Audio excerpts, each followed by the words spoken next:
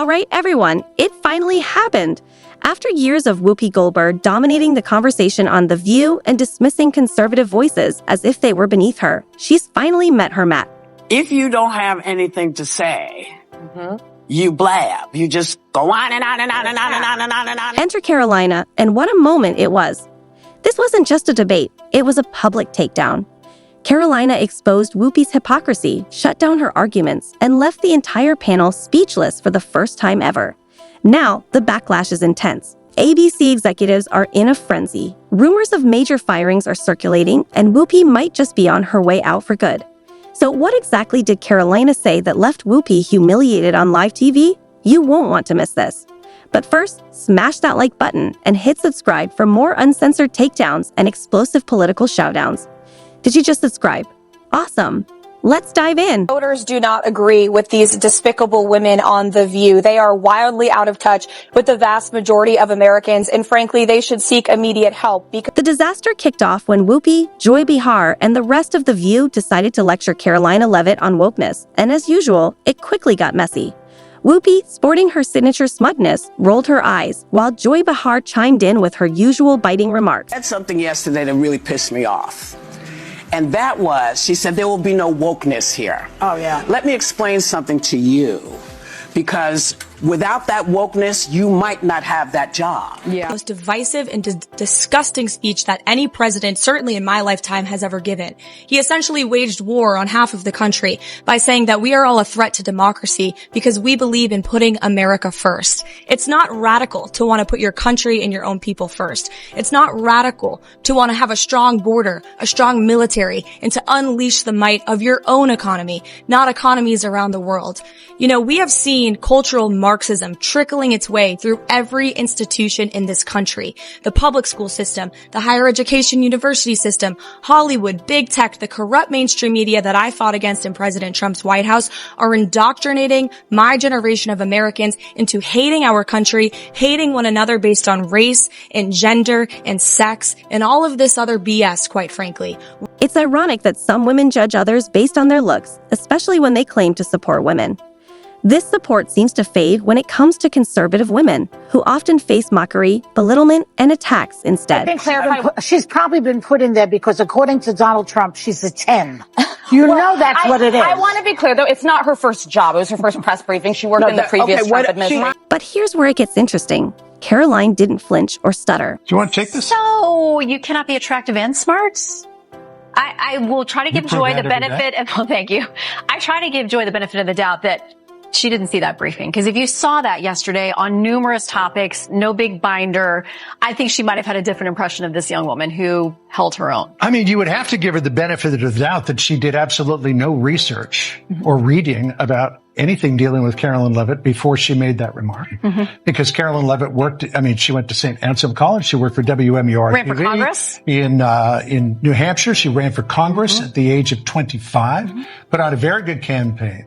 She lost by 8 or 9 points, but she still put on a good campaign. Then she was the press secretary for the Trump campaign, going on TV literally every day. Well, heavily pregnant and a new mom. Yeah, she's a new mother. And then she goes out yesterday and gives and this, again, this is speaking very objectively, because I've watched every press secretary since going back to Marlon Fitzwater. Yeah, I'm that old.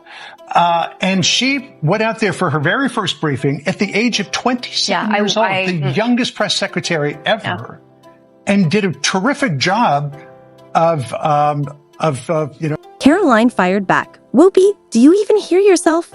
You sit here preaching about women's empowerment, yet the moment a conservative woman succeeds, you say it's only because of her looks. That's the real sexism. The audience fell silent, and even Joy Behar, known for her interruptions, had nothing to say. But Karoline wasn't done. She added, "Wokeness isn't about equality. It's a political weapon used to silence those who disagree, and you prove that every single day on this show." Gasps filled the room, and social media lit up within minutes. Whoopi was exposed, and Karoline was dominating the conversation.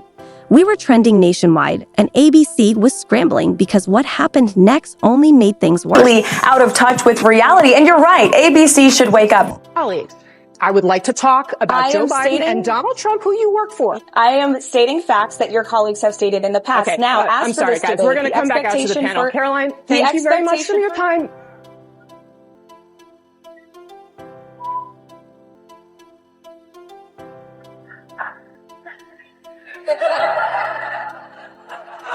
That was so good. So good.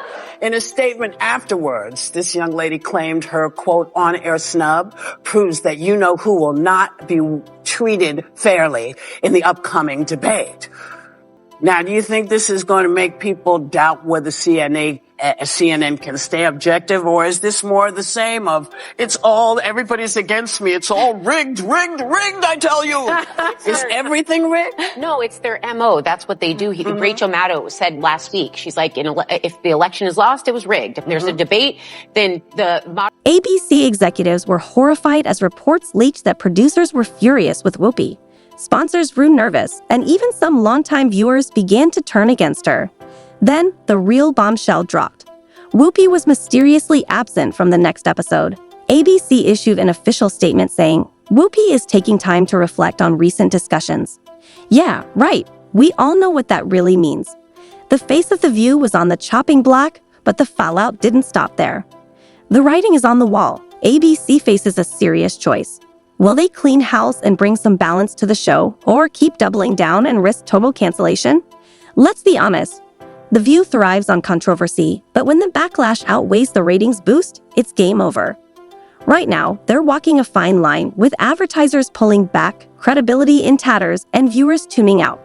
Could Karoline have just delivered the final nail in the coffin all right, folks? Now it's your turn. Was Karoline's takedown the most epic moment in The View's history? Did Whoopi finally go too far, and does she deserve to be fired? Most importantly, is this the end of The View? Drop your thoughts in the comments below, and before you go, smash that like button and hit subscribe so you don't miss any breaking updates and uncensored takedowns. While I vow to provide the truth from this podium, we ask that all of you in this room hold yourselves to that same standard. We know for a fact there have been lies that have been pushed by many legacy media outlets in this country about this president, about his family, and we will not accept that. We will call you out when we feel that your reporting is wrong or there is misinformation about this White House. Boom. She's got more. I would like to point out to each and every one of you that in 2024, when Joe Biden was in the Oval Office, or upstairs in the residence sleeping, I'm not so sure, egg prices increased 65% in this country. Bam!